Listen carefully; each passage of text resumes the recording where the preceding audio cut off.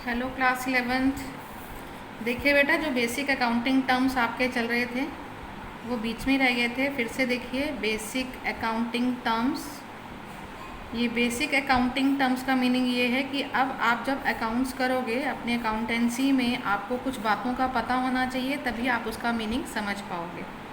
तो देखो, सबसे पहले जो आपको सीखना है वो ये है कि बिजनेस और बिजनेसमैन दो अलग अलग लोग हैं, एक नहीं है।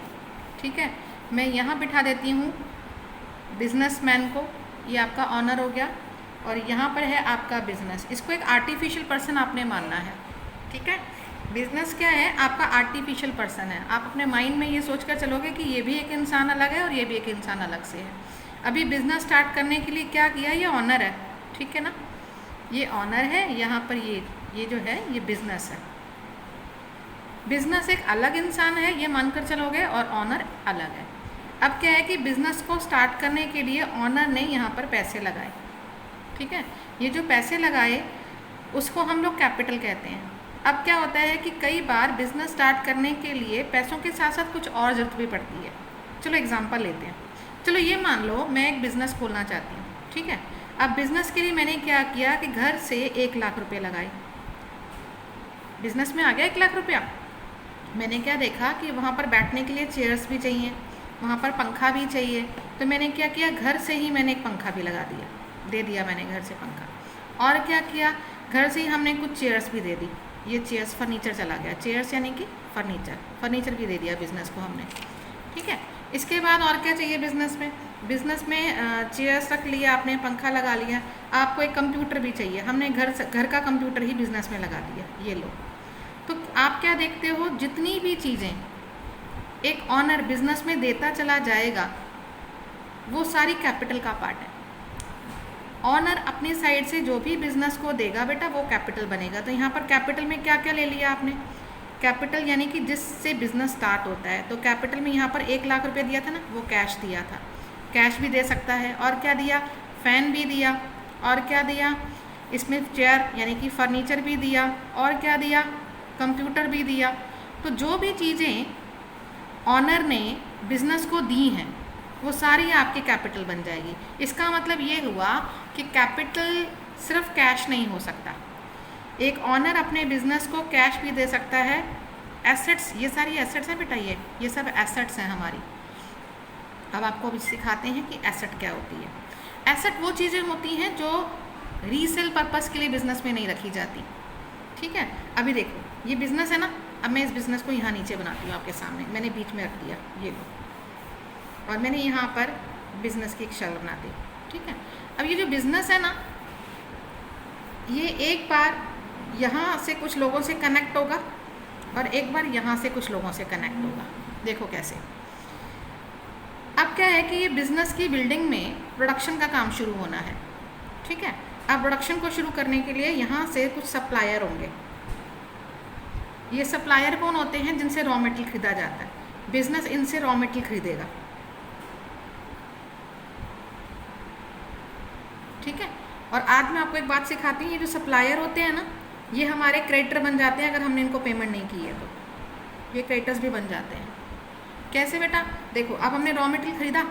अगर रॉ मटेरियल खरीदा है तो क्या होगा, बिजनेस में रॉ मटेरियल आ जाएगा और बिजनेस की साइड से कैश चला जाएगा।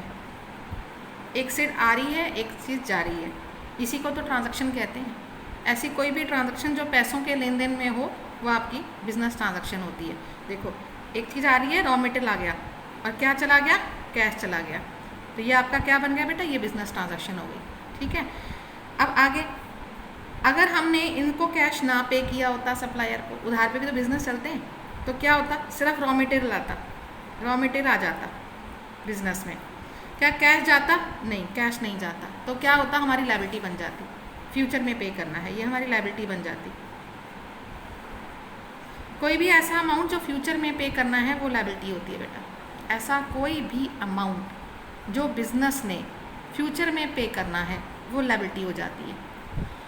अभी पीछे क्वेरी आ रही थी मेरे पास कि मैम हमें लायबिलिटीज़ के बारे में दोबारा से बताओ, लायबिलिटीज़ क्या होती हैं। तो एक बार फिर से देखो। अब देखो लायबिलिटी का मतलब क्या है। Any amount payable by business,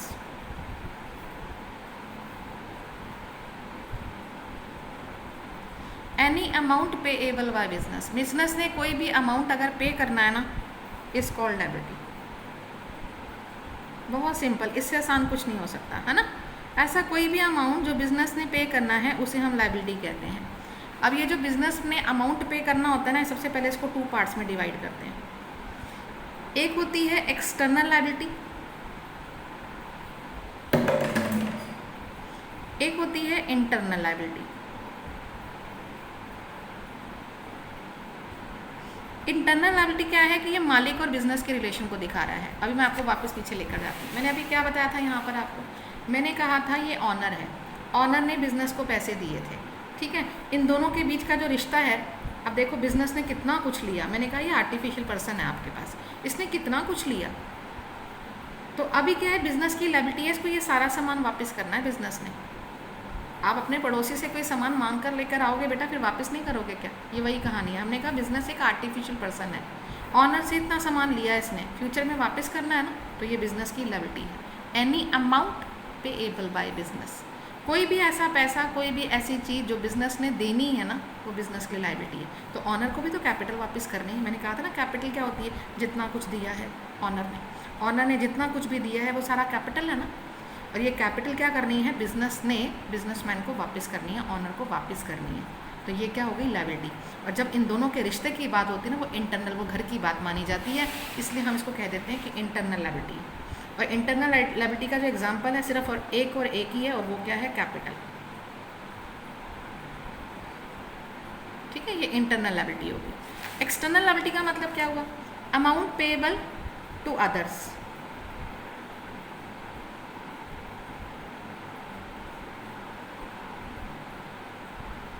payable to others other than capital.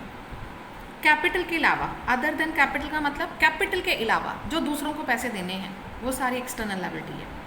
और ये कैपिटल क्या होती है, amount payable to owner. Internal liability का मीनिंग क्या होगा, amount payable to owner.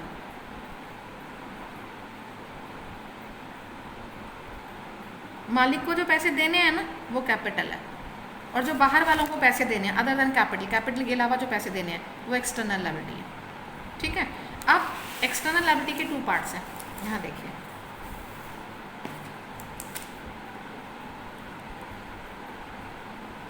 External liability के इसके भी आगे 2 पार्ट्स हो गए। इसके अंदर आती है एक तो बेटा करंट लायबिलिटी, और एक होती है नॉन करंट लायबिलिटी। बेटा करंट का मतलब क्या है, अमाउंट पेएबल टू अदर्स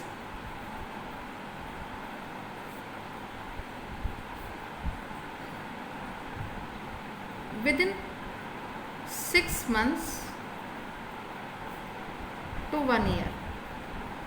वो पैसा जो दूसरों को हमने 6 महीने में वापस करना है और ज़्यादा से ज़्यादा 1 साल में वापस करना है, वो आपकी करंट लायबिलिटी हो जाएगी। ठीक है, और अगर हमने पैसा 1 साल से ज़्यादा टाइम में वापस करना है, amount payable to others after 1 year। अगर हमने किसी को 1 साल के बाद पैसे वापस करने हैं तो वो नॉन करंट लायबिलिटी हो जाएगी। अब क्या हो सकता है बताओ इसके अंदर एग्जांपल। अमाउंट जो 1 साल के बाद पे करना है वो तो बैंक लोन हो सकता है ना बेटा, बैंक लोन, बैंक से हमने लोन लिया, और बैंक के जो लोन होते हैं ना बेटा, वो 1 साल से ज़्यादा टाइम में वापस होते हैं। अच्छा, ऐसा कौन सा पैसा है जो 1 साल के अंदर 6 महीने से 1 साल में पे करना पड़ेगा? इसमें आ सकता है बेटे आपका अमाउंट पेएबल टू सप्लायर। ये पहला एग्जाम्पल, आपने सप्लायर को पैसे अभी देने, अभी मैंने एग्जाम्पल दिया था यहाँ पर, देखो ज़रा, यहाँ मैंने एग्जाम्पल क्या दिया था, मैंने कहा कि जो बिज़नेस होता है ना, वो सप्लायर से रॉ मटेरियल खरीदता है।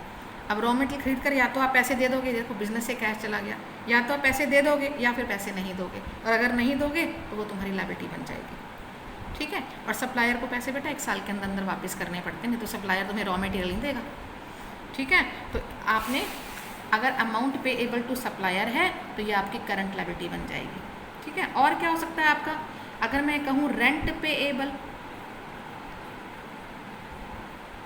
टू लैंडलॉर्ड, अगर बिजनेस ने अपने मालिक को रेंट देना है, मैंने आपको बताया कि जो भी सोचना है बिजनेस के पॉइंट ऑफ व्यू से सोचना है, और ये देखना है कि बिजनेस क्या है, बिजनेस एक आर्टिफिशियल पर्सन है। ठीक है बेटा, तो मैं वापस एक बार लायबिलिटी बता दूं, बच्चों की जो क्वेरीज है एक बार फिर से आपको क्लियर कर देते हैं। लायबिलिटी का मीनिंग क्या बताया, any amount payable by business, ऐसा कोई भी अमाउंट जो बिजनेस ने पे करना है उसको लायबिलिटी कहते हैं। अब जो बिजनेस ने पे करना है वो दो जगह पे करना है बेटा, एक तो मालिक को पे करना है क्योंकि उससे कैपिटल ली हुई है, वो इंटरनल लायबिलिटी हो गई, और बिजनेसमैन के अलावा, मालिक के अलावा जो पैसे देने हैं बाहर की दुनिया में, वो एक्सटर्नल लायबिलिटी हो गई। ठीक है, इंटरनल का एग्जांपल तो मैंने आपको बता ही दिया, कैपिटल, और कहते हैं अमाउंट पेएबल टू ऑनर। और जो बाहर की दुनिया में पैसे देने हैं कैपिटल के अलावा, amount payable to others other than capital, capital के अलावा जो भी पैसा बाहर की दुनिया में देना है वो सारा एक्सटर्नल लायबिलिटी। बाहर की दुनिया में जो पैसा देना है वो दो तरह का होता है बेटा। बाहर की दुनिया में जो पैसा देना वो इस तरह का है कि किसी को तो 6 महीने में देना है और किसी को 1 साल के बाद देना है। ठीक है, और 1 साल के बाद देना है तो नॉन करंट लायबिलिटी, 1 साल के अंदर अंदर देना है तो करंट लायबिलिटी। क्या आपको पॉइंट समझ में आ गया बेटा लायबिलिटी का? अच्छा, अब आपके सामने पॉइंट रखती हूँ मैं, एसेट्स क्या होती हैं। एसेट्स का मीनिंग होता है दीज आर द थिंग्स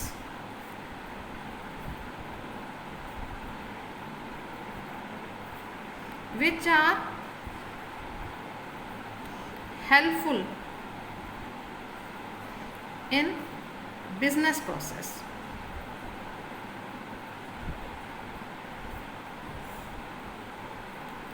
ऐसी कोई भी चीज़ जो बिजनेस के प्रोसेस में, बिजनेस का प्रोसेस क्या है बेटा, रॉ मटेरियल को फिनिश गुड में कन्वर्ट करना, फिर उसको मार्केट में बोलना है। बिजनेस का काम क्या होता है, बिजनेस का काम होता है रॉ मटेरियल खरीदना, उस पर लेबर लगा के काम करना, और लेबर से जब वो फिनिश गुड में कन्वर्ट हो जाए तो उसको मार्केट में बेच देना, ये होता है बिजनेस का प्रोसेस। ठीक है, अब इस पूरे प्रोसेस में वो चीज़ें जो हेल्प करेंगी, बिजनेस प्रोसेस में वो चीज़ें जो हेल्प करेंगी उन्हें हम एसेट कहते हैं। अब क्या होता है, एसेट बेटा दो तरह की हो गई आगे आपकी। कौन सी एसेट है, एक तो होती है आपकी करंट एसेट्स, और ये भी होती है non current asset.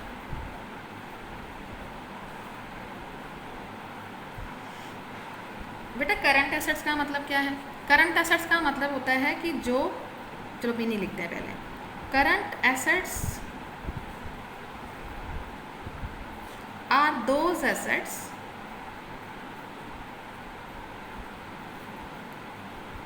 which can be converted into cash within 6 months to 1 year। ऐसी चीज़ें जो कैश में कन्वर्ट हो जाएंगी 6 महीने से 1 साल के अंदर अंदर, वो करंट एसेट्स हैं। अब वो क्या होगा बेटा, वो हो सकता है आपका स्टॉक, आपका स्टॉक जो आपने बना लिया है बेटा। स्टॉक का मतलब यहाँ पर क्या है, जो सामान बना दिया। अगर स्टॉक आपका बन चुका है और मार्केट में बिका नहीं, बेचोगे तो पैसे आएंगे ना, ये तो मैंने कहा विच can be converted into cash, तो कैश में कन्वर्ट हो जाएगा, वो स्टॉक बन गया। उसके अलावा क्या होते हैं, आपका कस्टमर का बैलेंस। कस्टमर के बैलेंस क्या होते हैं बेटा, कस्टमर का मतलब मैंने सामान बेचा, उधार पे बेचा। अगर मैंने उधार पे सामान बेचा तो उस कस्टमर का नाम लिख लूँगी अपने पास, और फिर क्या कहूँगी, उसको फ़ोन करके बोलूँगी पैसे दे जाओ भाई, पैसे दे जाओ। तो ये क्या हो गए आपके पास, आपके डेटर्स, आपके कस्टमर हो गए जो कि आपको पैसे दे देंगे। आपको बता दूँ बेटा, कस्टमर को डेटर भी कहते हैं। ठीक है, और क्या हो सकता है आपके पास, बैंक बैलेंस। आपके बैंक में जितने पैसे पड़े हैं वो भी आपकी एसेट बन सकती है, क्योंकि आप जब चाहो इसको कैश में कन्वर्ट कर दो। वैसे मैंने 6 मंथ्स का टाइम दिया, ये तो 1 दिन में ही हो जाता है। ठीक है, ये हमारी करंट एसेट्स है। तो current assets are those asset which can be converted into cash within 6 months to 1 year. ठीक है, अब बारी आती है नॉन करंट एसेट्स की। नॉन करंट एसेट्स क्या होती हैं, एक्चुअली ये जो एसेट्स होती है ना, ये कैश में कन्वर्ट करने के लिए नहीं है। These are not for resale purpose. ये हमने बेचने के लिए खरीदी ही नहीं है, तो फिर क्या है ये, actually these are the assets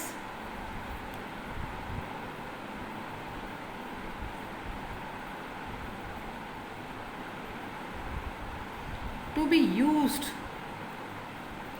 for long term. ये एसेट तो लॉन्ग टर्म के लिए यूज़ होती रहती हैं। अब ऐसी कौन सी हैं जो बेचने नहीं है और लंबे टाइम तक चलेंगी? बेटा अभी मैंने बताया था आपको, लैपटॉप खरीदा हमने, लैपटॉप है आपके पास, ठीक है। और क्या लगता है, मैंने बिल्डिंग खरीदी बिजनेस के लिए।